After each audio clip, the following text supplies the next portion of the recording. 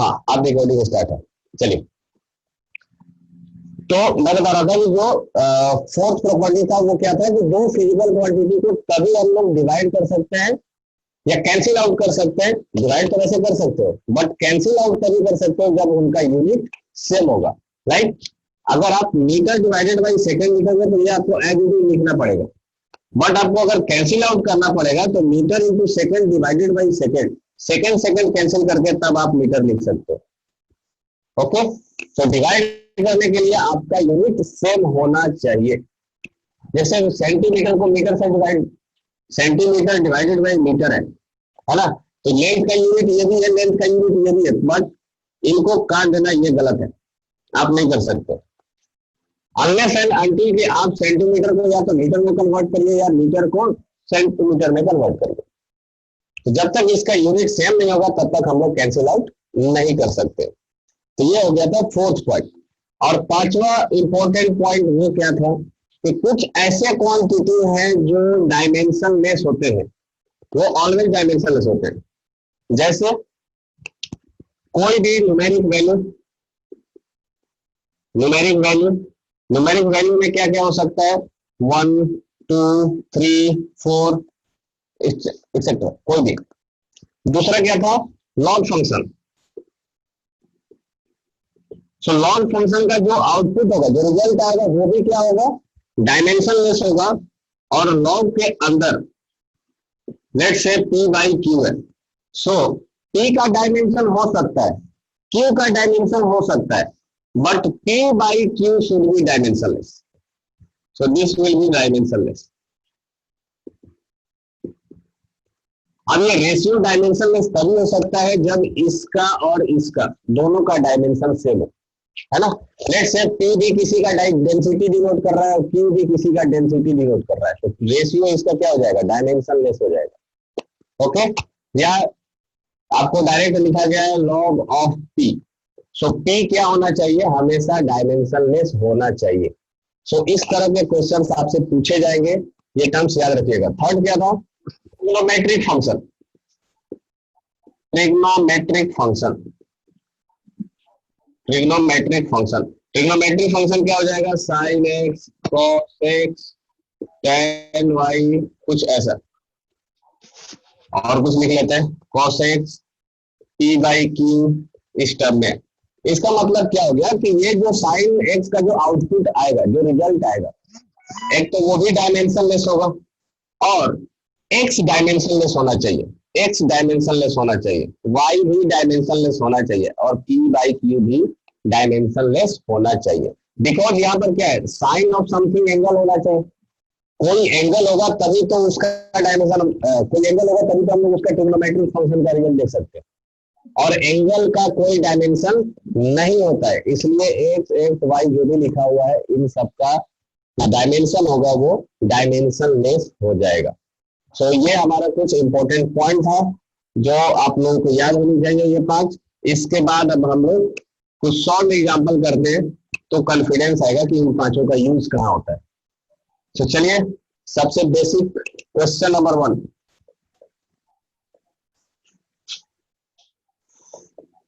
लिखिए, सॉल्व करिए, देख के सॉल्व करिए, जैसे करना है करिए। Distance of a particle varies as x is equal to 80 square plus B T cube plus C T minus D. Then find dimension of a comma b comma c comma d correspondingly। तो आपके पास option है,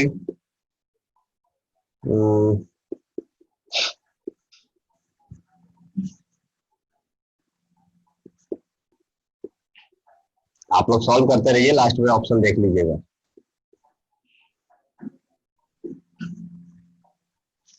option B है,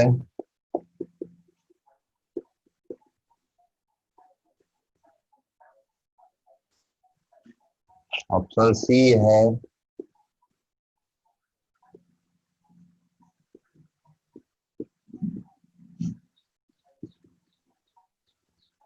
and option D NOT, none of this. Sorry, इसका answer आ गया है।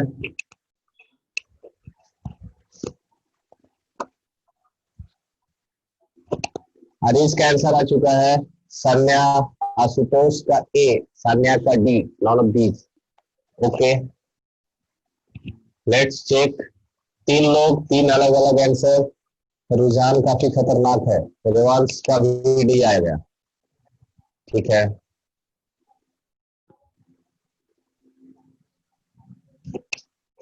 गौरव का भी डी। NOT मतलब होता है नॉन ऑफ दीज, है ना। तो इलेक्शन में इसको नोटा बोलते हैं, not fit for technical education, ये इंजीनियरिंग में बोलेंगे। हो, सो अभी तक different different answer, majority D की तरफ जा रहा है। अमरजीत का भी आंसर है डी, शाकिब का ए, आद्या का D, Aryan D, Altaf D. क्या यार, सब लोग डी, मतलब सॉल्व करने से अच्छा है। जय माता दी, डी। हाँ, निशांत ने बोला बी, आर्यन का भी आया बी। तो अब मेजोरिटी बी की तरफ जा रही है। अभ्यदीप का भी डी, भारती ए। चलो, सस्पेंस पर से पर्दा उठाते हैं। जिन्होंने भी बोला डी गलत, सी गलत, ए गलत। सो करेक्ट आंसर समझ ही गए होंगे। सो सरकार बी का बन चुका है। चलिए, आप लोग ने मिस्टेक कर दिया। मैंने बोला जो 5 इंपॉर्टेंट पॉइंट है उनको ध्यान में रखिए। वो क्या था? Yes Abhyadeep, I am explaining right now. Here it is distance, है ना। तो आपको दिया गया है कि distance of particle varies with this equation. इसका मतलब इन सब का जो डायमेंशन होना चाहिए वो किसके बराबर होना चाहिए? एक्स, डिस्टेंस के बराबर। और डिस्टेंस का डायमेंशन क्या होता है? एल होता है। ओके, सो यहां पर आपके पास क्या है? टी स्क्वायर है। और टी स्क्वायर का डायमेंशन क्या हो जाएगा? टी का स्क्वायर। सो यहां पर बच गया ए। ओके, प्लस बी टी का क्यूब, प्लस सी और ये टी माइनस डी। अब देखिए, हम लोग क्या कर सकते हैं? सिर्फ और सिर्फ सिमिलर टर्म्स को ही ऐड कर सकते हैं। इसका मतलब अगर मुझे लेंथ चाहिए तो ये सारे टर्म क्या होना चाहिए? लेंथ के बराबर होना चाहिए, तभी जाकर के इनका सबका एडिशन मीटर में आएगा, है ना। अब ये मीटर हो जाए, ये सेकंड हो जाए तो नहीं चलेगा ना। तो अपने को क्या चाहिए? सब के सब मीटर में चाहिए, लेंथ में चाहिए, जिसका डायमेंशन क्या हो? एल हो। So let's hope A T square is equal to आपका क्या होना चाहिए? Dimension L. तो ए इज इक्वल टू क्या हो जाएगा? L by T square, that is L T A की पावर -2। सिमिलरली इसका भी B T cube is equal to L, so B is equal to L T -3। और C T is equal to L, so C is equal to क्या हो जाएगा? L T -1। और D जिसका dimension L, तो T क्या होना पड़ेगा? 0। सो आई होप ये क्लियर होगा सबको। Silly mistake. चलिए नेक्स्ट क्वेश्चन, कोई बात नहीं, अगला सही होगा। ट्राई करते रहिए, देखते रहिए। एक छोटा सा क्वेश्चन हो। Let's say force is equal to 80 plus B T cube, 80 plus B T cube. Find dimension of A and B. Find dimension of A and B.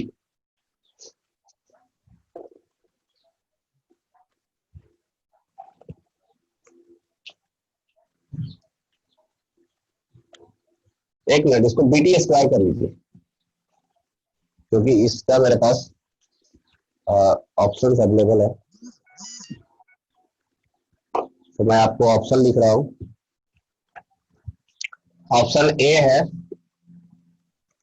MLT-3 ML² T-4। Option B है MLT-3 MLT-4 and option C है, okay किसी का तो answer आ गया। अभी मैं इधर देख रहा हूँ, शान्या, आशुतोष का बी, आर्यन का बी, तान्या का ए, अभिनव बी। ओके, ऑप्शन तो लिख दो भाई, ML²T-3 MLT-4। अभी पोलिंग मत करो, अभी मैं इधर देख रहा हूँ, तो तुम्हारा मैं देख नहीं पाऊंगा चेक। तो मैं जब बोलूंगा तभी पोल करो ताकि मैं देख सकूं।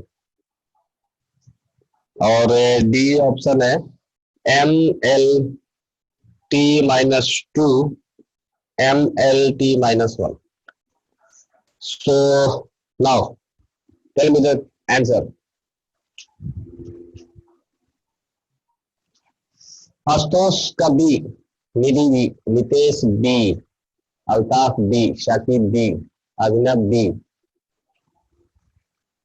अच्छा, पिछला वाला आंसर बी था इसलिए सब लोग बी बोल रहे हो क्या? Prashant B, Abhyadeep B, Anand B. Okay Ashutosh, चलिए सो मेजोरिटी बी के साथ है, so no doubt B is correct Nidhi. Okay Tanya, so सब लोगों ने एक साथ में बी बोला तो मुझे चेक करने की जरूरत ही नहीं है, बाकी सब ऑटोमेटिक गलत ही होगा। मुझे भरोसा है तुम लोगों पर, है ना, क्योंकि तुम लोग हो ही इतना होशियार। सो नेक्स्ट क्वेश्चन, आगे बढ़ते हैं।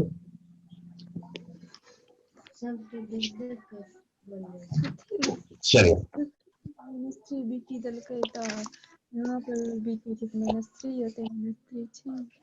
किसी को कोई डाउट है? हाँ हाँ हाँ Altaf, thank you thank you. So next question है थोड़ा सा टफर साइड में जाते हैं। x इज इक्वल टू, एक इक्वेशन दिया गया है b by A 1 minus e raise to power minus of 80, e raise to power minus of 80। So यहां पर x belongs to distance and a comma b are constant. So find please mute yourself, जो भी है mute कर लीजिए। Find dimension of a and b। अब पोल आप लोग तभी करिएगा जब मैं बोलूंगा।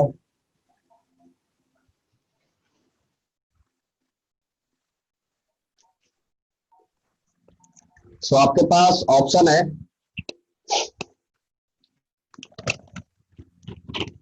Option A M0L1T-1, T-1। Option B M0L1T0, T-1। So M0LT-1 and option D और LT-2 और ऑप्शन डी है M0L1T-1 and T. So options clear है, दिख रहा है सबको? Now your poll start now. जिनका आंसर आ गया बताइए। आपके पास 4 कंटेस्टेंट हैं, A B C D। A from Ahmedabad, B from Bombay, C from Chennai and D from Delhi. So now vote.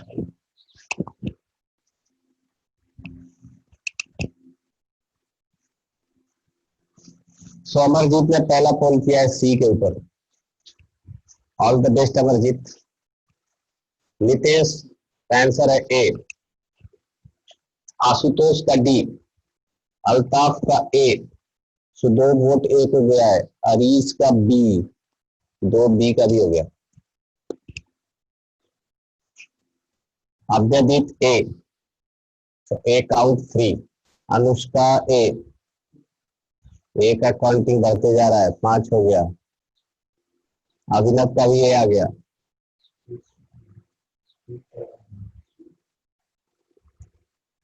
T4 time है यहाँ पर, है ना? ऑटोमेटिकली यार ये बताया नहीं, पर T4 टाइम है, इसके वजह से भी मिस्टेक हो रहा होगा। अध्याय का आंसर आया ए। फटाफट फटाफट, रेवांश ए, भारती आ क्या होता है? ओजस्वी ए, सान्या ए, प्राची ए, भारती ए। ओके, सो अब तो मेजोरिटी ए के तरफ ही जा रहा है। सो मजबूरन मुझे ए को विजय घोषित करना पड़ेगा, है ना? सो बहुत सारे वोट ए को गए हैं। So A is correct option, B C D are wrong. किसी को इसमें कोई डाउट है, पूछना है तो बोलो, मैं बताता हूँ। Yes D A is correct. देखिए सॉल्व कर लेते हैं। यहाँ पर जो 5 प्रॉपर्टी था उसमें से 2-3 प्रॉपर्टी यूज होने वाले हैं। हाँ yes Anand, I am solve.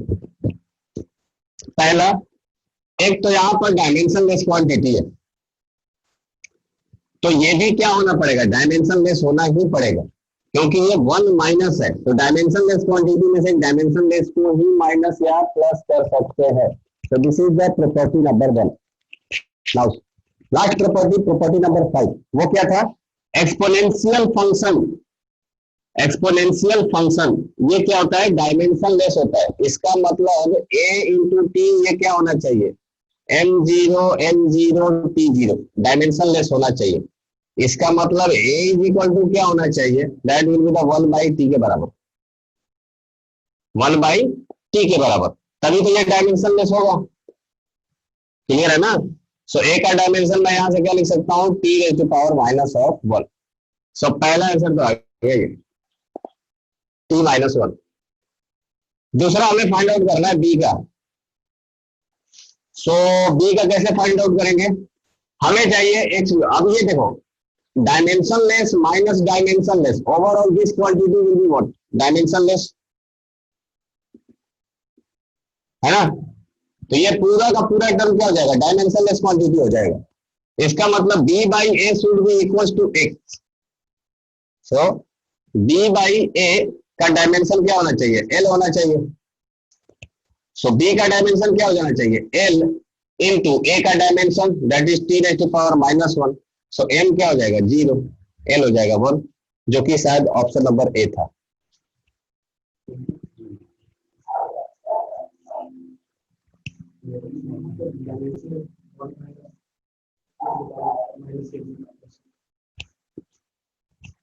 ठीक है, देखिए फिर से बताता हूं। 1 एक क्या है? न्यूमेरिकल वैल्यू है। सो न्यूमेरिकल वैल्यू 1 क्या होता है? ये डायमेंशनलेस होता है, ये तो पता है ना, प्रॉपर्टी के समय बताया था, अभी जस्ट रिवीजन में भी। अच्छा, प्रॉपर्टी नंबर 1 क्या कहता है कि दो फिजिकल क्वांटिटी को तभी ऐड और सब्ट्रैक्ट कर सकते हैं जब उसका डायमेंशन और यूनिट सेम हो। इसका मतलब अगर 1 के साथ कुछ भी ऐड करना है, 1 के साथ अगर कुछ भी ऐड करना है तो ये भी क्या होना चाहिए? डायमेंशनलेस होना चाहिए। ये कंफर्म है। अच्छा, प्रॉपर्टी नंबर 5 पहले से ही कहता है कि जो एक्सपोनेंशियल फंक्शन होता है, जो ट्रिग्नोमेट्रिक फंक्शन होता है, जो लोगारिथमिक फंक्शन होता है, ये सब के सब क्या होते हैं? डायमेंशनलेस क्वांटिटी होते हैं। इसका मतलब ये जो होगा ये ऑलरेडी क्या होगा? डायमेंशनलेस होगा। सो डायमेंशनलेस होने के लिए ये वाला जो टर्म है इसको भी क्या होना पड़ेगा? डायमेंशनलेस होना पड़ेगा। तो इसको डायमेंशनलेस करने के लिए हम लोग क्या करेंगे? AT इज इक्वल टू लिख देंगे 1, है ना, एनी कांस्टेंट। सो इसको सॉल्व करने का सबसे आसान तरीका, अगर आप किसी भी फिजिकल क्वांटिटी को अगर आप डायमेंशनलेस बनाना चाहते हो तो उसको सिंपली इक्वल टू 1 कर दीजिए। क्यों? क्योंकि ये क्या है? 1 क्या है? एक न्यूमेरिक वैल्यू है जिसका कोई डायमेंशन नहीं होता है। सो ये ऑटोमेटिकली यहां से a का वैल्यू आ जाएगा 1/t के बराबर, that will be t⁻⁻1। I hope अब क्लियर होगा सबको। चलिए नेक्स्ट क्वेश्चन, आगे बढ़ते हैं।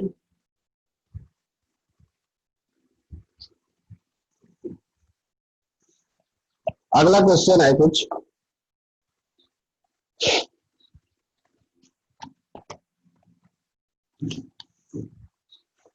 देखिए, EMLG,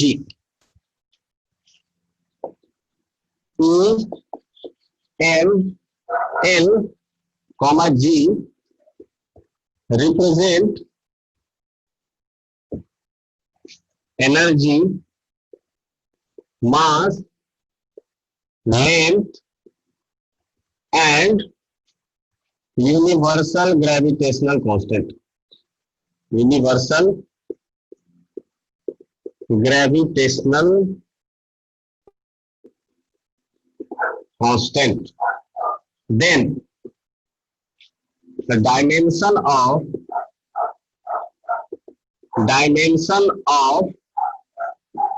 E L square divided by m raised to power 5 and g square. So dimension of E L square m raised to power 5 g square will be, आपके पास ऑप्शन है एंगल,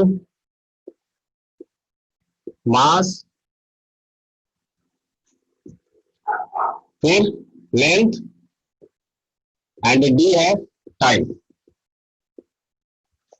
सो solve करिए, 2 minute है आपके पास, आप लोग call कर सकते हो अभी से। So start voting, A B C D, कौन सा? एम का पावर है 5 ऑफकोर्स, एम के पावर है 5, जी के पावर 2, एल का स्क्वायर,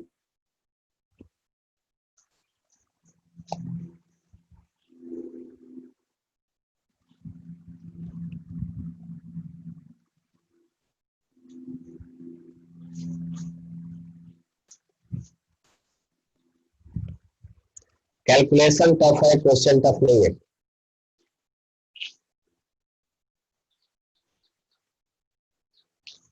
ओके नितेश, आंसर आपका आ चुका है।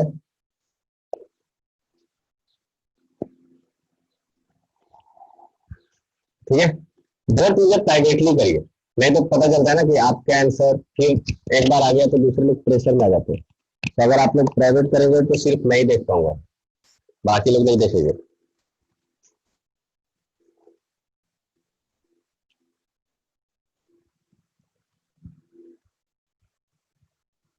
सो एक वोट आ चुका है नितेश का, नहीं बताऊंगा कौन सा ऑप्शन उन्होंने बताया है।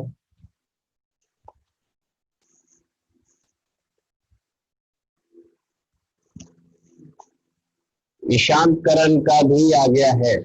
Okay, so second vote is Ashutosh का भी आया।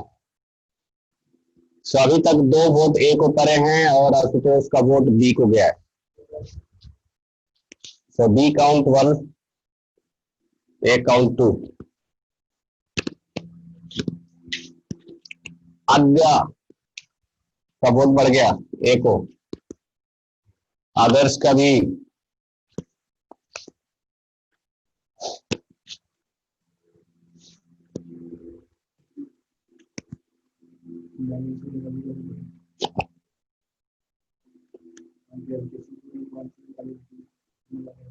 ज्योति आदित्य बढ़ते ही जा रहा है, शाकी बी, ए, अर्चना का ए आया, भारती का भी ए आया। ओके, ऑलमोस्ट इक्वल चल रहा है क्या? 3-2-5, 3-2-5। अभिनव बी, अमोल ए, अनमोल का ए है, आनंद का बी है। Okay, do it fast, quick quick. Altaf का ए, फटाफट फटाफट। अभी तक कितने पोल हो चुके हैं? 3-2-5-2-7, 7 3 10 3 13 14 14 लोगों ने रिप्लाई किया। दिव्या का बी है, प्रत्युष का भी बी है। सो +1 आदित्य राणा का एक आ गया। मनीष का बी बी, निधि का भी बी। वाह क्या बात है, मास तो भारी होते जा रहा है। और यशवी का ए आया। वजन का वजन बढ़ते जा रहा है। सान्या का भी बी आ गया। सो प्रशांत का क्या आया था, अभिषेक का ए, रेवांश का बी। सो +1 एक और किसी का तो मिस हो गया मुझसे। हाँ प्रशांत का ऑप्शन था बी। सो प्रशांत का वोट था बी। सो कितने वोट आ गए, 3 3 6 6 3 9 तो 11 3 14 16 3 19 19 3 मोहन का भी आ गया। 19 3 22 27 ऑलमोस्ट 23 24 25 लोगों ने आपका वोटिंग किया है। सो आप वोटिंग क्लोज हो गया है ना, बहुत टाइम हो गया। सो ऑलमोस्ट देखा जाए तो दोनों बराबर ही लग रहे हैं। सो कंफ्यूजन, आर्यन का आया बी। सो एक और वोट बढ़ गया। Okay Aryan, very late. So मेरे हिसाब से पता नहीं, मुझे कंक्लूड करने में थोड़ा सा इशू हो रहा है क्योंकि दोनों साइड में वोट लगभग बराबर है। सो सॉल्व करके देख लेते हैं ना डायरेक्ट। आंसर मुझे भी नहीं पता। सो जिन्होंने वोट किया है उनको पता है कि उन्होंने क्या आंसर दिया है, तो आप लोग चेकआउट कर लेंगे। So let's start. हमें दो physical quantity, actually 4 physical quantity दिए गए, तो सबका बारी बारी से देख लेते हैं कि होता क्या है। एनर्जी, एनर्जी क्या हो जाएगा, एनर्जी और वर्क एक ही तो होता है क्योंकि दोनों का यूनिट होता है जूल, है ना। सो वर्क का यूनिट क्या हो जाएगा, सॉरी वर्क का डायमेंशन क्या हो जाएगा, ml² T⁻²। इसमें किसी को डाउट नहीं होनी चाहिए। दूसरी चीज है m। सो m का हो जाएगा 1, L0 और T0, और length m0 L1 T0। Gravitational g का क्या लिखेंगे, F इज इक्वल टू क्या होता था formula, G m1 m2 divided by r² होता था ना।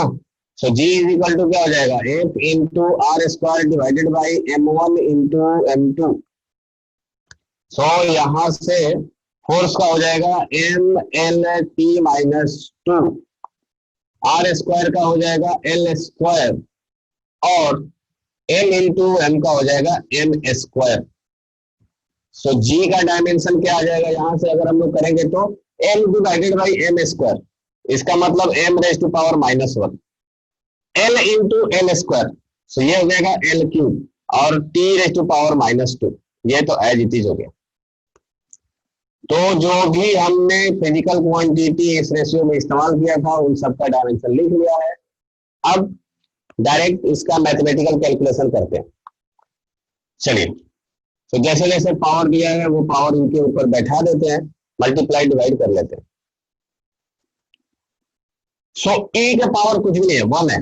इसका मतलब ये as it is ml² T⁻², whole dimension के पावर 1, कोई दिक्कत नहीं है। l के पावर स्क्वायर है, इसका मतलब छोटे फॉर्म में लिखता हूं l² whole divided by m⁻⁵ है, तो ये मैंने कर दिया m⁻⁵, और g का स्क्वायर है, बड़ा ब्रैकेट देना जरूरी है। सो इसका g का स्क्वायर, तो ये हो जाएगा m⁻⁻1, l का 3 और t का -2 का स्क्वायर। सो ये हमारे पास आ गया इक्वेशन। क्या करें, मास को पहले देख लेते हैं। यहां पर मास 1 है, तो यहां पर कितना हो जाएगा, m डिवाइडेड बाई m का पावर 5 और m के पावर -2, ये कितना हो जाएगा, m⁻⁵ और -2, तो ये हो जाएगा m के पावर 3। ठीक है ना, ओके। तो ये हो गया एक dimension. L square into L square, तो ये हो जाएगा L square divided by, sir नीचे कितना हो 1 बाई जाएगा? एम का क्यूब होगा। हाँ 1 बाई एम का क्यूब होगा ना। कौन सा, ये वाला क्या? हाँ ऐसा क्यों? मैंने क्या लिखा है, ये ऊपर वाला एम किया है और डिवाइडेड बाई ये नीचे वाला एम किया है, तो एम रेज टू पावर 5, और यहाँ पर कितना हो जाएगा, अगर होल स्क्वायर करेंगे तो एम रेज टू पावर -2 हो जाएगा। तो इन दोनों को मल्टीप्लाई करेंगे तो 5 - 2 कितना हो जाएगा, 3 के बराबर, तो वही तो मैंने लिखा है। यस सर सही। ठीक है, यहाँ पर एन स्क्वायर है, सो एन से मल्टीप्लाई कर देंगे एन स्क्वायर से, तो ये हो जाएगा एन रेज टू पावर 4, और नीचे कितना हो जाएगा, एन रेज टू पावर 6, और क्या है, टी रेज टू पावर -2, तो T raise to power -2 divided by T raise to power -4, ऐसा कुछ आ गया, सही है ना? ओके, सो यहां से सॉल्व करके तो ये बहुत अटपटा सा आ जा रहा है, M raise to power -2 L raise to power -2 और टी रेज टू पावर, ठीक है ना, ये पड़ जाएगा, हाँ ठीक है। तो ये तो ना मास है ना लेंथ है ना कुछ भी है।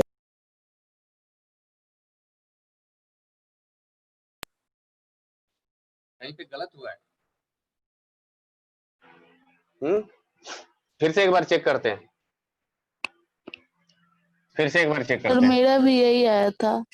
यही आ रहा है क्या? तो फिर ए बी सी डी क्यों बोला आंसर? यस सर यही आ रहा है। सबका यही आ रहा है क्या? Yes sir. Okay, so option कुछ करेक्ट नहीं था, अगर ये सबका आ रहा है तो यही सही है ना? So option is not correct, so A B C D में पोल खत्म। चलिए नेक्स्ट क्वेश्चन, आगे बढ़ते हैं। The challenging question of the day, आज का चैलेंजिंग क्वेश्चन, आई होप कि ये हो जाएगा।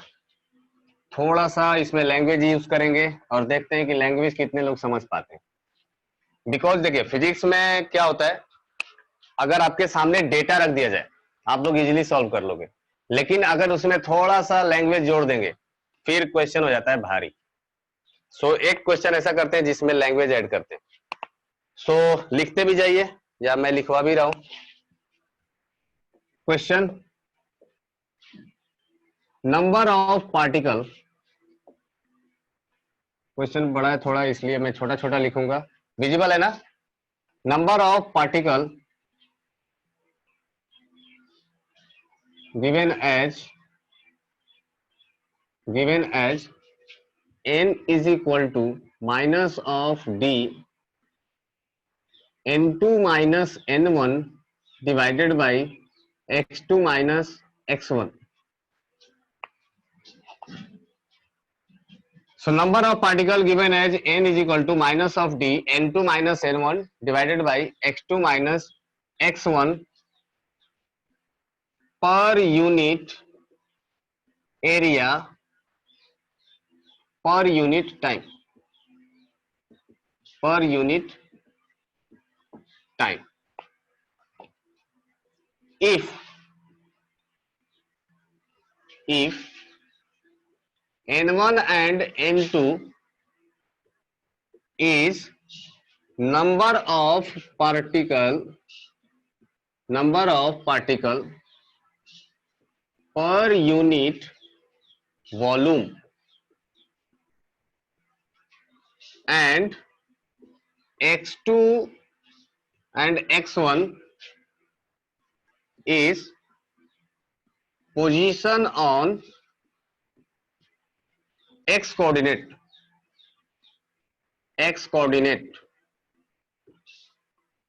then find dimension of D. Find dimension of D.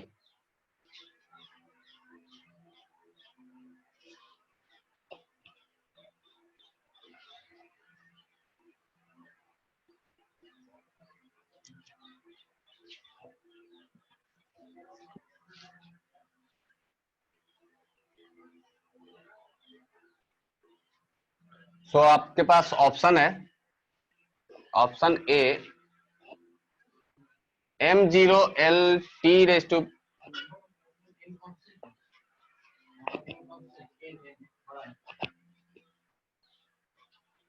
Option B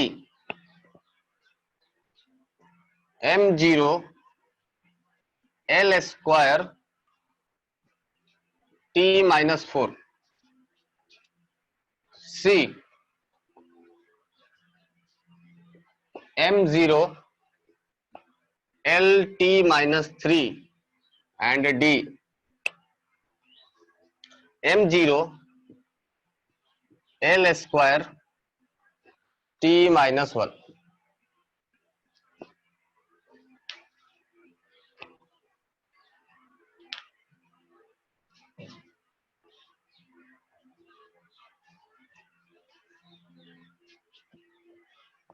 अभिषेक बता दूंगा तो गेम खत्म। आपके पास लिखा हुआ है number of particle given as n per unit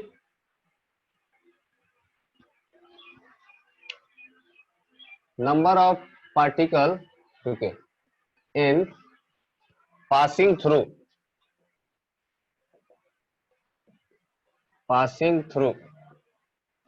per unit area per unit time if n1 and n2 is given। अब थोड़ा सा लैंग्वेज क्लियर होगा।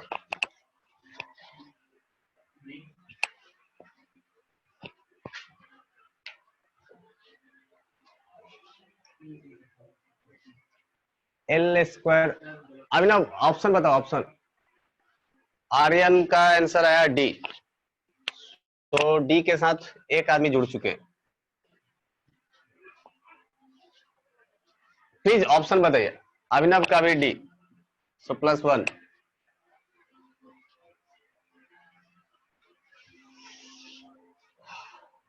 नितेश रंजन 1, ओके।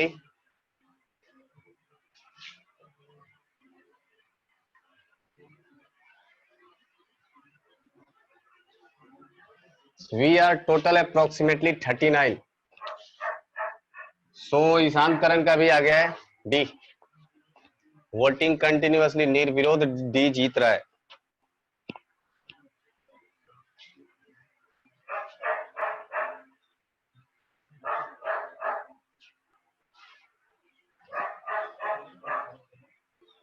अनुष्का का भी आ गया है। चलिए, वेरी गुड अनुष्का, आपका भी आंसर नोटेड। तान्या नोटेड। फटाफट फटाफट, टाइम कम है, सिलेबस ज्यादा है, जल्दी जल्दी बोलिए, ज्यादा से ज्यादा क्वेश्चन करेंगे। Sanya very good, okay. Prachi, अब क्या वोटिंग कराना है यार, सब लोग डी डी बोल रहे हैं। ओके शाकिब, ज्योति वेरी गुड। सो सबने एक ही आंसर दिया डी।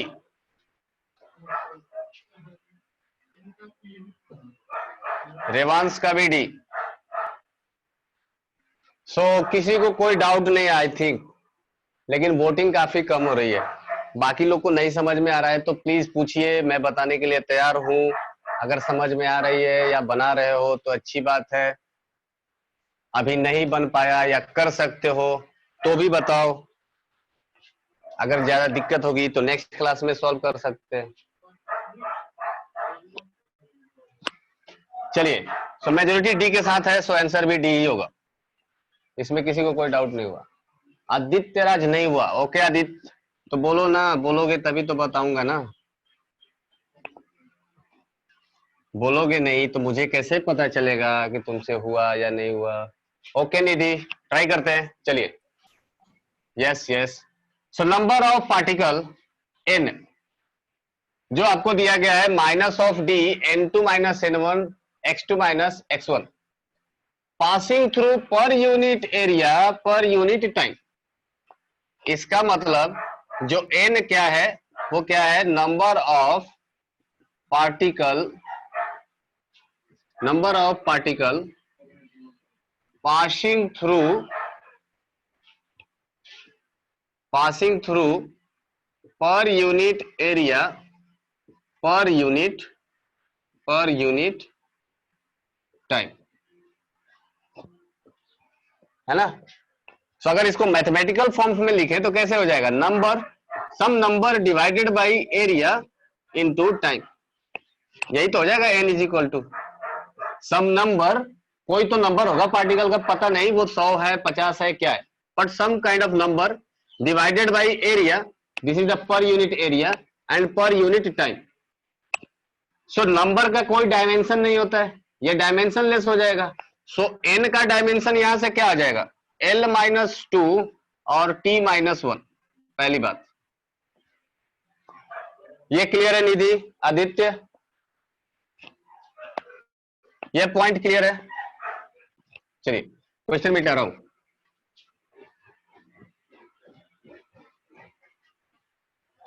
ओके, नेक्स्ट क्या था, n2 - n1। सो n2 - n1 क्या है, नंबर ऑफ पार्टिकल। ओके निधि, फिर से रिपीट करता हूं, देखो n क्या था, क्वेश्चन में लिखा हुआ था नंबर ऑफ पार्टिकल, उसके बाद लिखा गया था एक इक्वेशन, और फिर बोला गया था पासिंग थ्रू पर यूनिट एरिया पर यूनिट टाइम। दैट मीन्स वो n क्या था, number of particle passing through पर यूनिट एरिया पर यूनिट टाइम, है ना। सो n को मैं मैथमेटिकल इक्वेशन में कैसे लिख सकता हूं, number of particle divided by area divided by time. अब ये तो नंबर ऑफ पार्टिकल क्या है, एक डायमेंशनलेस क्वांटिटी है जिसका कोई डायमेंशन नहीं होगा। सो ये 0 डायमेंशन का, divided by area divided by time, area का डायमेंशन क्या हो जाएगा l² और टाइम का डायमेंशन हो जाएगा t। सो ये क्या हो जाएगा l⁻⁻1 और t⁻⁻1। आई होप अभी क्लियर होगा निधि, ठीक है।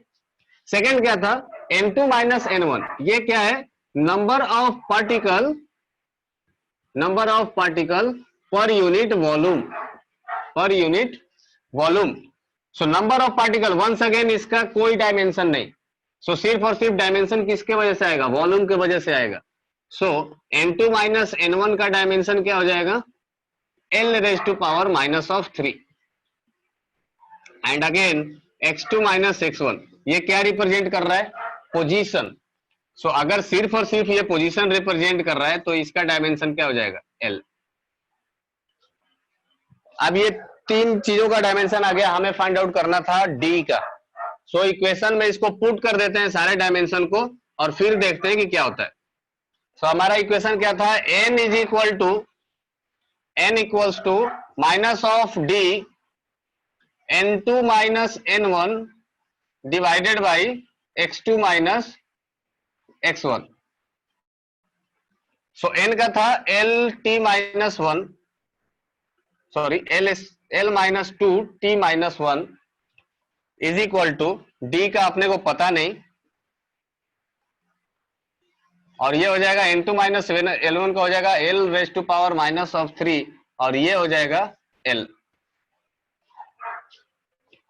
सो यहां से कैलकुलेट करेंगे तो d इज इक्वल टू क्या आ जाएगा, इसको हम लोग क्या लिख सकते हैं, -3 डिवाइडेड बाई l, तो ये हो जाएगा -4, है ना। और ये टर्म इधर आकर के डिवाइड हो जाएगा, तो l⁻⁻2 डिवाइडेड बाई l⁻⁻4, और ये हो जाएगा t⁻⁻1। सो ये टर्म ऊपर चला जाएगा तो l का स्क्वायर हो जाएगा और t⁻⁻1 बच जाएगा। सो ये है ऑप्शन नंबर डी, ठीक है। सो मैक्सिमम लोगों ने आज का चैलेंज सॉल्व किया है।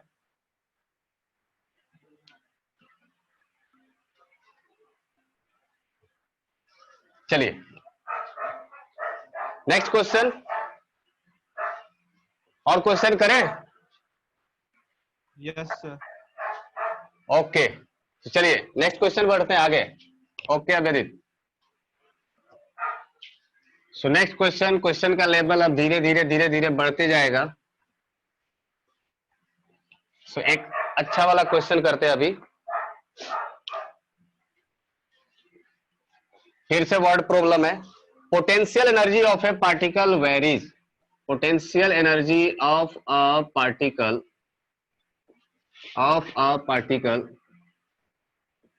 varies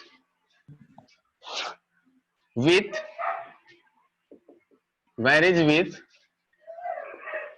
distance x from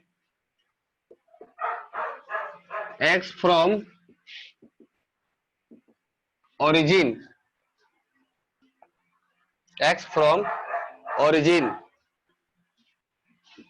find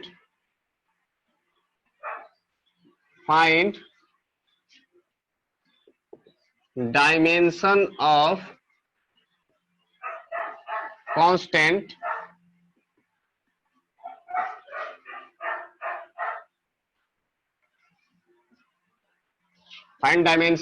AB if A and B are constant in given formula। So formula आपको दिया गया है u is equal to a under root of x divided by x square plus b, so this is your formula, so you have to find U क्या है? u is denoted for potential energy। so ये general term है, जब भी potential energy को denote किया जाता है तो वो u से डिनोट किया जाता है।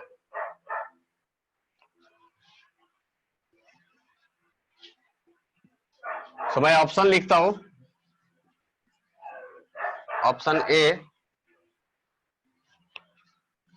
ml7/2 t-2,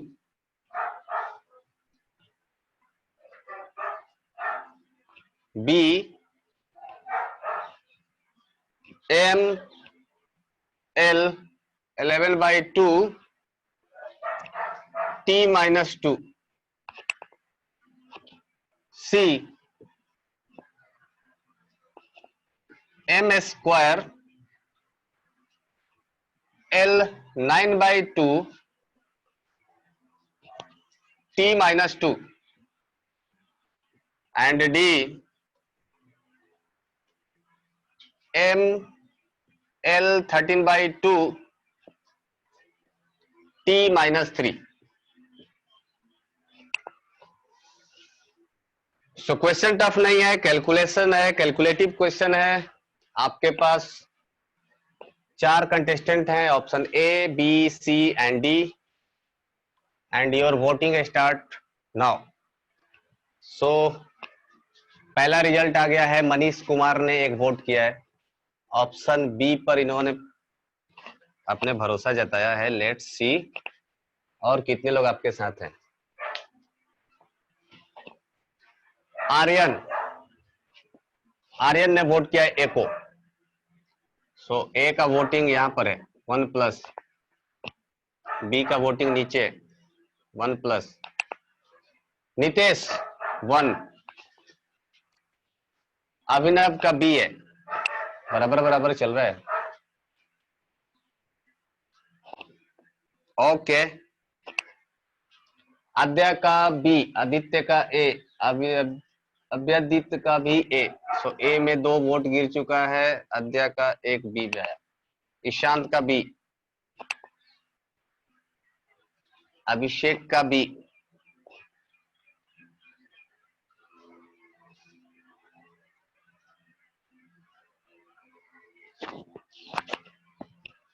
प्रशांत ए।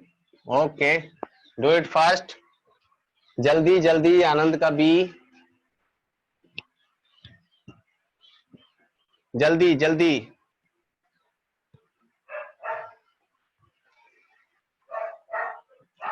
जल्दी बोलो। ज्योति का बी।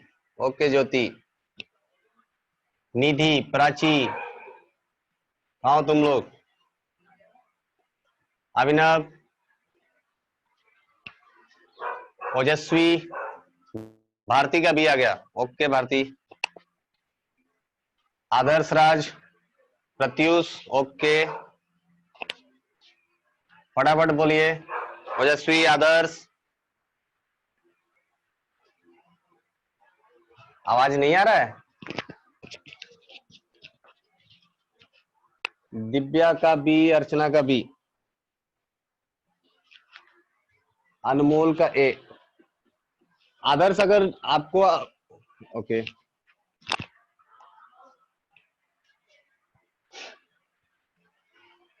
निधि का आंसर आ गया B. Okay so counting like 1 2 3 4 5 6 7 8 9 10 11 12 13। तो 13 लोगों ने बी के साथ है। 1 2 3 4 5 6। ए का तो सरकार गिरते नजर आ रहा है। सो मेजोरिटी तो बी के साथ है, पर कुछ लोगों ने ए के साथ भी दिया है। सो लेट्स चेक करते हैं। सन्या प्राची का भी आंसर आ गया बी, तो एक वोट और बी को बढ़ गया। Yes yes Prachi, I am explaining wait. So यहां पर है पोटेंशियल एनर्जी। अच्छा, टर्म है एनर्जी, तो एनर्जी है तो वो पोटेंशियल रहने दो, चाहे वो काइनेटिक रहने दो, या कोई भी टर्म रहने दो, है तो वो एनर्जी।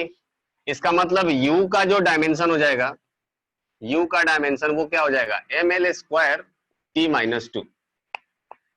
सो पहला चीज तो क्लियर हो गया। अब रह गया एक्स की बात। सो एक्स क्या है, Aryan changing to B. Okay so x यहां पर क्या था, डिस्टेंस है ना।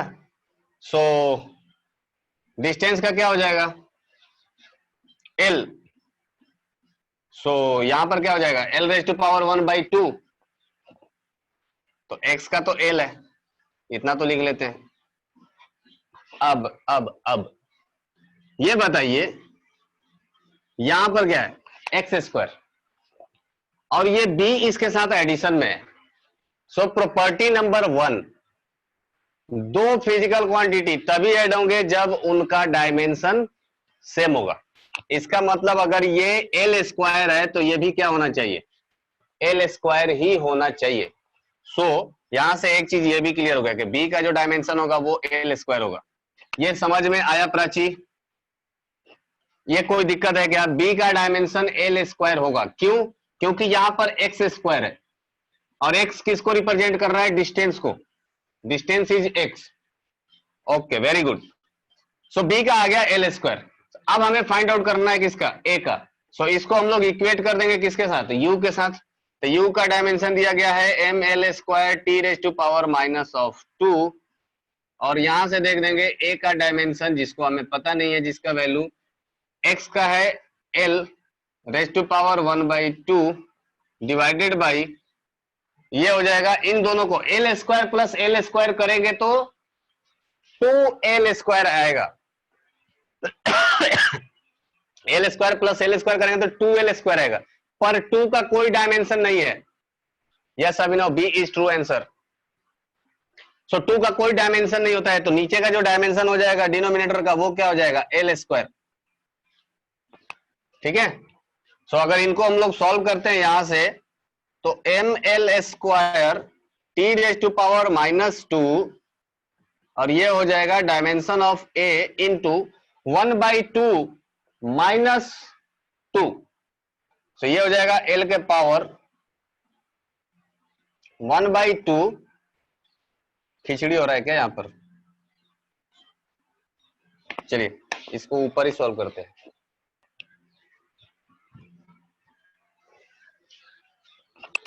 सो ये वाला इक्वेशन ऊपर लेकर के जा रहा है, यहां से इधर M L square T raise to power -2,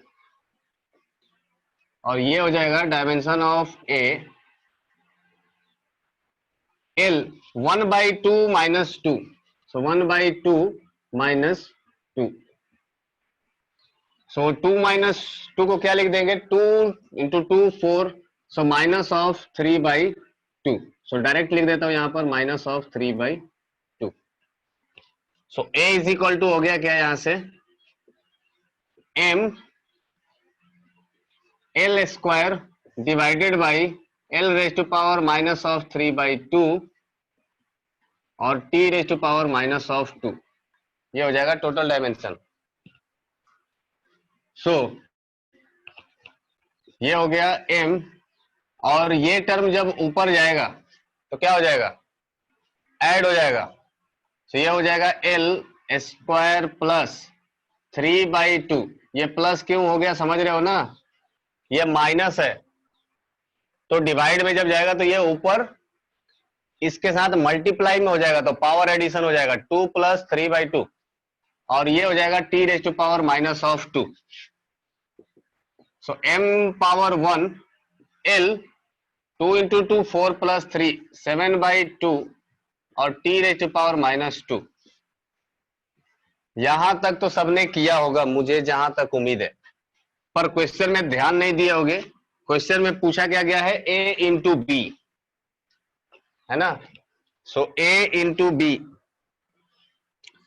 मतलब डायमेंशन ऑफ a को डायमेंशन ऑफ b के साथ मल्टीप्लाई कर दीजिए। सो डायमेंशन ऑफ a क्या था, m1 l 7/2 t minus 2 into l square. So इनको जब हम लोग मल्टीप्लाई कर देंगे तो l का पावर ऐड हो जाएगा। So m1 l 7/2 + 2 t minus 2। So 2 दूनी 4, 7 4 11/2 कौन सा है, option number B correct. Okay Abhyadit, चलिए और किसी को डाउट, यहां तक सबको क्लियर है। चलिए नेक्स्ट। सो आज एग्जांपल थोड़ा सा रहने देते हैं, कुछ थ्योरीज भी आगे बढ़ाते हैं। तो नेक्स्ट हम लोग पढ़ते हैं इसमें, और भी इसमें एग्जांपल करेंगे डायमेंशन के, और बहुत सारे एग्जांपल करने वाले हैं, पर थोड़ा थ्योरी भी क्लियर कर लेते हैं साथ साथ में आगे, तो वो भी बढ़ता रहेगा, है ना। तो नेक्स्ट हम लोग लिखेंगे application of dimension. Application of dimension, application of dimension. देखिए एप्लीकेशन में हमारे पास पहला है, डायमेंशन का यूज हम लोग करते हैं किसके लिए, डायमेंशन का हम लोग यूज करते हैं for checking correctness of an equation. तो मान लीजिए कि मैं एक साइंटिस्ट हूं, मान लीजिए, मानने में क्या जाता है, तो मान लीजिए कि मैं एक साइंटिस्ट हूं और मैंने एक इक्वेशन डिराइव किया जो मेरे हिसाब से सही है, और मैंने आपको बता दिया कि ये हमारा इक्वेशन है, अब इसी को फॉलो करो, है ना। लेट्स से कि मैं जो साइंटिस्ट हूं, मैंने आपको बताया कि a = ut + ½ AT³। आज से ये फॉर्मूला होगा, है ना। तो आप लोगों ने बोला ठीक है सर, आपने बोला मैं फॉलो करता हूं, पर क्या ये सही है, ये कैसे चेक करेंगे। तो हमारे पास दो ऑप्शन है, एक आप इस फॉर्मूले में कुछ एक्सपेरिमेंट करिए, जैसे आपके पास इनिशियल वेलोसिटी u दिया जाए, है ना, और उसको कुछ फिक्स्ड एक्सेलरेशन से मूव कराया जाए। जैसे फिक्स्ड एक्सेलरेशन क्या हो सकता है, एक्सेलरेशन ड्यू टू ग्रेविटी, किसी बॉल को ऊपर से ड्रॉप कर दी तो उस पर हमेशा g का वैल्यू लगेगा, है ना। तो एक्सपेरिमेंटली आप लोग वहां से फाइंड आउट करिए कि क्या 2 सेकंड में या 3 सेकंड में हाँ आर्यन बन सकते हैं बिल्कुल। तो फिर मान लो कि ऐसा 2 सेकंड या 3 सेकंड में उसका डिस्प्लेसमेंट प्रॉब्लम के हिसाब से, इस इक्वेशन के हिसाब से कितना आना चाहिए, और एक्चुअल में जो हमने मेजर किया वो कितना आया, उससे हमें पता चल जाएगा कि ये हमारा इक्वेशन सही है या गलत है। This is the method number 1, we can prove it experimentally, और इसी को हम लोग बोलते हैं एक्सपेरिमेंटल फिजिक्स, है ना। दूसरा हो गया कि हम लोग इसको थ्योरेटिकली चेकआउट कर सकते हैं। कैसे चेकआउट कर सकते हैं, लेफ्ट हैंड साइड का जो इक्वेशन है, इसका जो डायमेंशन है वही डायमेंशन इनका भी आना चाहिए। जो डायमेंशन इसका होगा वही डायमेंशन इसका भी आना चाहिए। अगर ये दोनों का डायमेंशन सही है, मैच कर रहा है, तो ये इक्वेशन सही हो भी सकता है, नहीं भी हो सकता है। 1 सेकेंड रिपीटिंग, अगर दोनों का डायमेंशन सेम है, अगर दोनों का डायमेंशन सेम है, तो इक्वेशन सही भी हो सकता है, नहीं भी हो सकता। लेकिन अगर इन दोनों का डायमेंशन सेम नहीं है तो ये इक्वेशन कंफर्म गलत होगा, है ना। तो दोनों का डायमेंशन चेक कर लेंगे। अगर ये मैच कर रहा है, अगर ये दोनों side dimension LHS and RHS दोनों का डायमेंशन अगर मैच कर रहा है तो ये इक्वेशन सही हो भी सकता है, नहीं भी हो सकता, ये पता नहीं। पर अगर ये मैच नहीं कर रहा है तो ये कंफर्म सही नहीं है, ये कंफर्म सही नहीं है। तो लेट्स चेक इट आउट। मान लीजिए हमारे पास लेफ्ट हैंड साइड में डायमेंशन है L, डिस्प्लेसमेंट का L होता है। सो U इंटू टी का क्या हो जाएगा, U बोले तो इनिशियल वेलोसिटी, इनिशियल वेलोसिटी का हो जाएगा डायमेंशन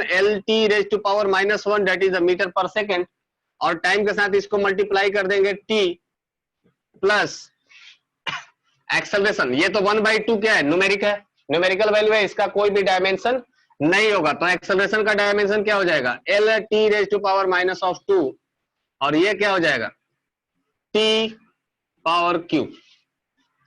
LT⁻⁻⁻⁻⁻⁻⁻⁻⁻⁻⁻⁻⁻⁻⁻⁻⁻⁻⁻⁻⁻⁻⁻⁻⁻⁻⁻⁻⁻⁻⁻⁻⁻⁻⁻⁻⁻⁻⁻⁻⁻⁻⁻⁻⁻⁻⁻⁻⁻⁻⁻⁻⁻⁻⁻⁻⁻⁻⁻⁻⁻⁻⁻⁻⁻⁻⁻⁻⁻⁻⁻⁻⁻⁻⁻⁻⁻⁻⁻⁻⁻⁻⁻⁻⁻⁻⁻⁻⁻⁻⁻⁻⁻⁻⁻⁻⁻⁻⁻⁻⁻⁻⁻⁻है ना। सो इसको मल्टीप्लाई करके ये कैंसिल आउट हो जाएगा तो बच जाएगा L। चलो पहला लाइन तो सही है। दूसरा L एज इट इज, इसके साथ मल्टीप्लाई करेगा तो यहां पर आ जाएगा T, है ना। सो यहां पर है ये L और यहां पर है LT और इज इक्वल टू लिखा हुआ L। तो क्या LHS बराबर RHS है, नहीं है। सो LHS बराबर RHS नहीं है तो ये इक्वेशन क्या है, गलत है। सो डायमेंशन का हम लोग यूज करते हैं टू फाइंड या to check correctness of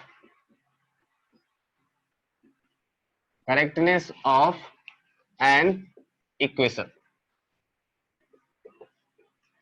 correctness बोलो, कंसिस्टेंसी बोलो, जो बोल रहा है बोलो। So this is the point number 1। Application में डायमेंशन को हम लोग यूज करते हैं to check correctness of an equation. ये हो गया आपका एग्जांपल, ठीक है। अब इसमें डायमेंशन ये लिख लिया होगा एग्जांपल, आगे लिखिए।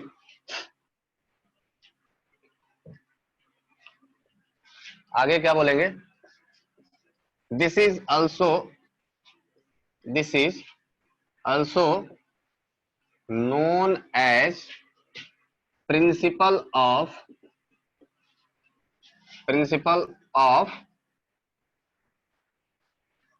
homogeneity। होमोजीनियस मतलब समझ रहे हो ना, होमोजीनियस मतलब होता है एक बराबर, एक समान। so this is also known as principle of homogeneity। that means the dimension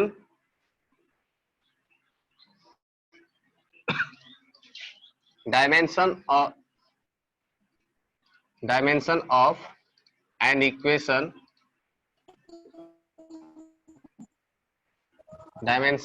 equation must be equal on both side of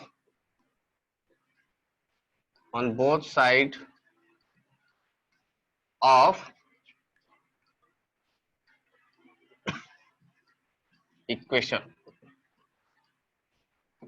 that is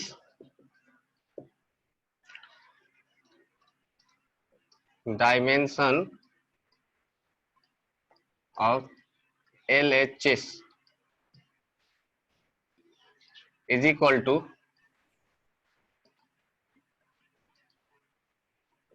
dimension of RHS। so, एक इक्वेशन तभी करेक्ट हो सकता है जब ये कंडीशन को सेटिस्फाई करे। इसके आगे है नोट क्या करना है,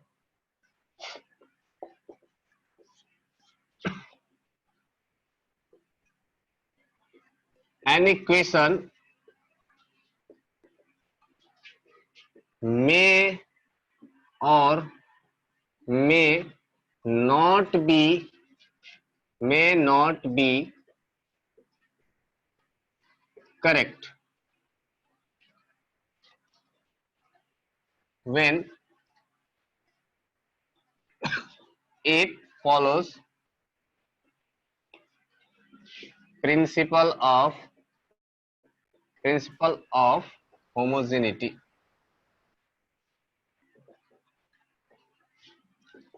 सो एक इक्वेशन सही हो भी सकता है, नहीं भी हो सकता है, अगर वो प्रिंसिपल ऑफ होमोजेनिटी को फॉलो कर रहा है। क्यों सही नहीं हो सकता है? Yes Nidhi, I am telling क्यों सही नहीं हो सकता है। देखो example, s is equal to u t plus a t square and s is equal to u t plus half a t square. So dimensionally it is also correct. Dimensionally correct, क्योंकि LHS बराबर RHS होगा, ये तो पता है अपने को, ये इक्वेशन हमने देखा भी ऐसा, और डायमेंशनली ये भी करेक्ट है, डायमेंशनली करेक्ट है। But it is not a correct formula. हम सबको पता है कि ये ये वाला नहीं, ये वाला, ये तो करेक्ट है। तो हम सबको पता है कि ये वाला फॉर्मूला करेक्ट नहीं है। क्यों? क्योंकि यहां पर 1/2 छूट गया। सो अगर फॉर्मूले में 1/2 या कोई भी कांस्टेंट ऐड होता है, मल्टीप्लाई होता है, तो वो तो डायमेंशन नीचे वाले में टी स्क्वायर होगा ना। हाँ सॉरी छूट गया, टी स्क्वायर होगा। हाँ yes Tanya, I got it. Okay, so अगर किसी भी फॉर्मूले में अगर कोई कांस्टेंट टर्म मल्टीप्लाई हो रहा होगा या कांस्टेंट टर्म सब्ट्रैक्ट हो रहा होगा, ऐड हो रहा होगा, तो वो तो छूट जाएगा ऐसे। आई बात समझ में? तो वो डायमेंशनली आपको करेक्ट दिखेगा पर फॉर्मूला गलत हो जाएगा, है ना। तो ये कंडीशन अप्लाइड है कि अगर आपका फॉर्मूला डायमेंशनली करेक्ट है तो फॉर्मूला में भी करेक्ट होगा, में नॉट भी करेक्ट होगा। बट सेकंड पॉइंट,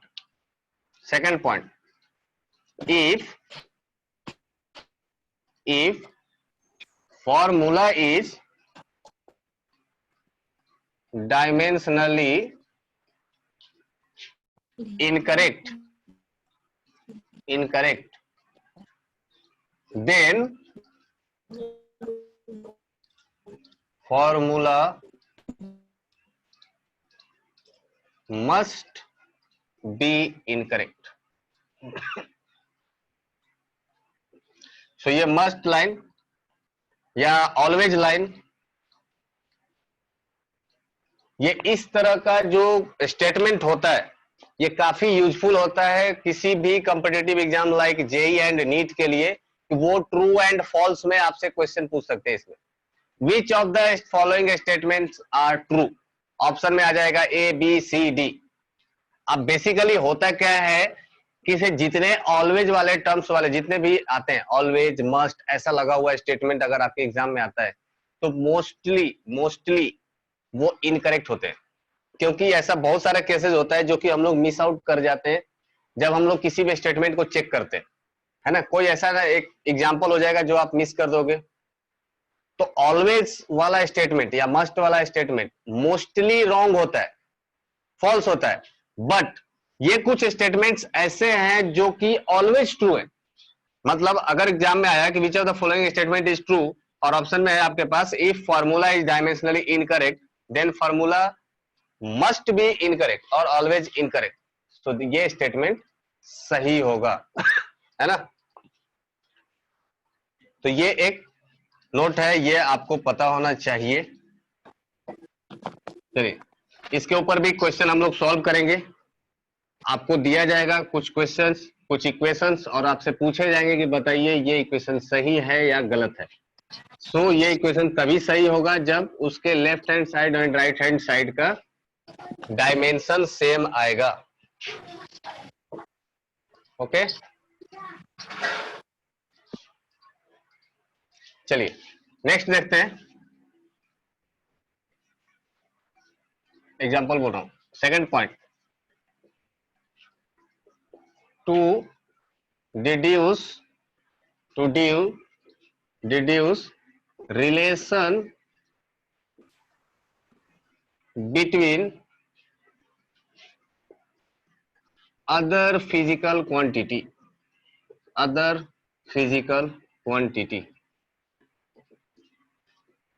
तो ये बहुत इंपॉर्टेंट है और यहां से क्वेश्चन बहुत पूछे जाते हैं, very very important for exam point of view.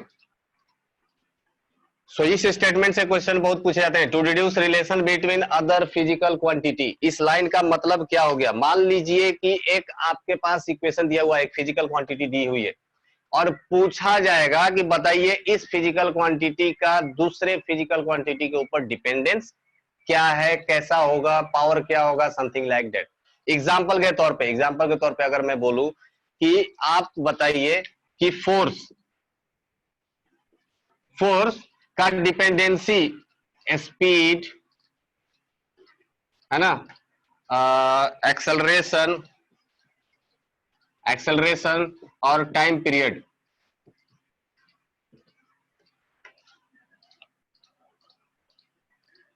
नहीं, कुछ दूसरा, मोमेंटम, टाइम पीरियड नहीं ले सकते बिकॉज उसमें मास नहीं था, तीनों में से किसी में मास नहीं था। तो फोर्स का डिपेंडेंसी स्पीड, एक्सेलरेशन और मोमेंटम पर क्या होगा? मतलब आप फोर्स को ऐसे लिख सकते हो, force is equal to speed raise to power something x, acceleration raise to power y and momentum raise to power z. तो ऐसा एक्स और वाई और जेड का वैल्यू बताइए, एक्स का पावर क्या होगा, वाई के पावर क्या होगा, जेड के पावर क्या होगा। ठीक है, टू के बाद इक्वल टू के बाद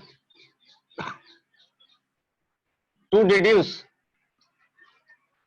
ओके रिपीट, मैं करता हूं आनंद फिर से। देखिए स्टेटमेंट क्या है, to deduce relation between other physical quantity. अब क्या है, फोर्स एक फिजिकल क्वांटिटी है, स्पीड भी एक फिजिकल क्वांटिटी, दूसरा एक्सेलरेशन एक दूसरा फिजिकल क्वांटिटी है, एंड मोमेंटम भी एक दूसरा फिजिकल क्वांटिटी है। हमें फाइंड आउट करना है कि इन तीनों के बीच में रिलेशन क्या है, इन चारों के बीच में रिलेशन क्या है ना। ये फोर्स स्पीड पर, एक्सेलरेशन पर और मोमेंटम पर कैसे डिपेंड करता है। जैसे मान लो कि मैंने एक फॉर्मूला लिखा है, force is equal to mv² by r. Let say this is a formula, आप लोगों को पता है ये सेंट्रीपिटल फोर्स का फॉर्मूला है। तो हम लोग यहां से क्या पता कर सकते हैं कि force is directly proportion to m, force is directly proportion to v square and force is inversely proportion to r। तो इसका मतलब यही हो गया ना, इस फॉर्मूले से हमने क्या डिराइव कर लिया। तो बेसिकली ये कहना क्या चाह रहा है कि स्पीड, एक्सेलरेशन और मोमेंटम के टर्म में आप एक फॉर्मूला डिराइव करिए। जैसे पावर इज इक्वल टू होता है work done divided by time, ये सब लोग जानता है। लेकिन पावर को हम लोग फोर्स और वेलोसिटी के टर्म में भी रिप्रेजेंट करते हैं, power is equal to force into velocity. ये भी फॉर्मूला सही है। तो हमने क्या किया है, पावर को दो अलग अलग फिजिकल क्वांटिटी के टर्म में रिप्रेजेंट किया है। बातें आई समझ में? तो ये हम लोग कैसे डिराइव कर सकते हैं, by the help of dimension. ये सब फॉर्मूला हम लोग कैसे डिराइव कर सकते हैं, by the help of dimension.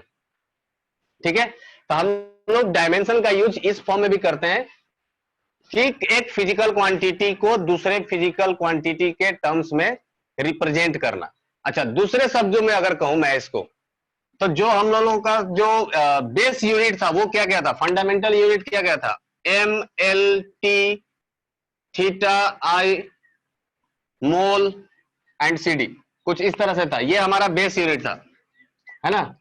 मेरा कहने का मतलब है कि अब स्पीड आपका बेस यूनिट होगा, एक्सेलरेशन आपका बेस यूनिट होगा, और मोमेंटम अब अगर आपका बेस यूनिट होगा, बेस यूनिट मतलब होता है fundamental unit.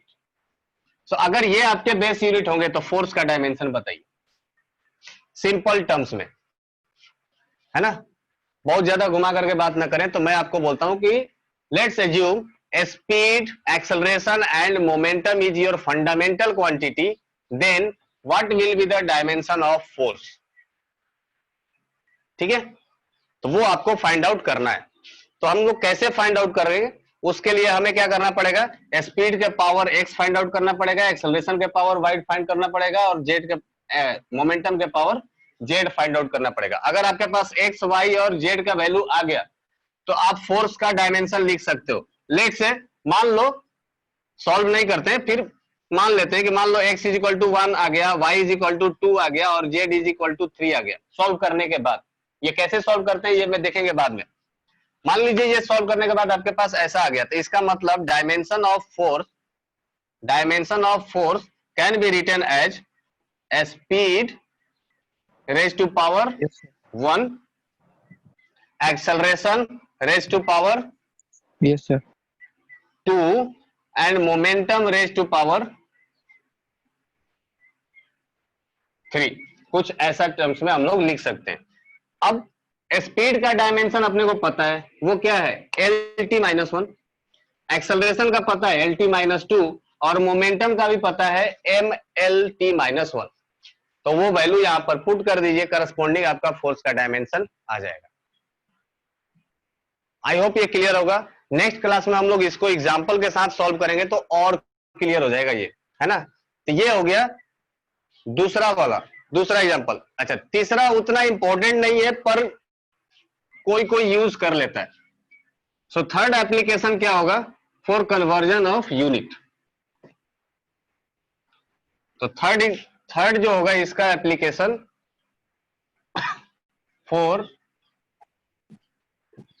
Conversion of unit. अब ये तो हम लोग डायरेक्ट भी वैसे भी कर लेते हैं। मान लो कि आपके पास किलोमीटर पर आवर है, इसको मीटर पर सेकंड में कन्वर्ट करना है, तो क्या करेंगे, किलोमीटर की जगह लिख देंगे 1000 मीटर और आवर को हम लोग क्या लिख देंगे 3600 सेकेंड। तो ये हो गया मीटर पर सेकंड में convert. This is the one of the method जो हम लोग जनरली इस्तेमाल करते हैं। अब इसके लिए इसका डायमेंशन लिखो, इसका डायमेंशन लिखो, ये थोड़ा सा मुश्किल वाला टर्म है, पर हाँ ठीक है, बुक्स में दिए गए हैं कि इसका इस्तेमाल ऐसे भी कर सकते हैं, तो वो भी मैं बता दूंगा कि कन्वर्जन का यूनिट हम लोग conversion of unit by the help of dimension कैसे करते हैं। So this point number 3 will be discussed in next class and rest of the example will also be solved in the next class। तो अगले class में हम लोग unit के और भी क्वेश्चन सॉल्व करेंगे, अच्छे क्वेश्चन सॉल्व करेंगे, है ना। कुछ प्रीवियस ईयर क्वेश्चन सॉल्व करेंगे, कुछ एससी वर्मा का भी क्वेश्चन सॉल्व करेंगे। सो आप लोग देख करके आइएगा। यूनिट कन्वर्जन नेक्स्ट क्लास में देखेंगे। कुछ प्रीफिक्स जो यूज किया जाता है यूनिट के लिए, टेरा, पेटा, गीगा, एक्सा, ऑटो, एटो, वो सब क्या होता है वो भी हम लोग एक बार रिव्यू कर लेंगे, है ना।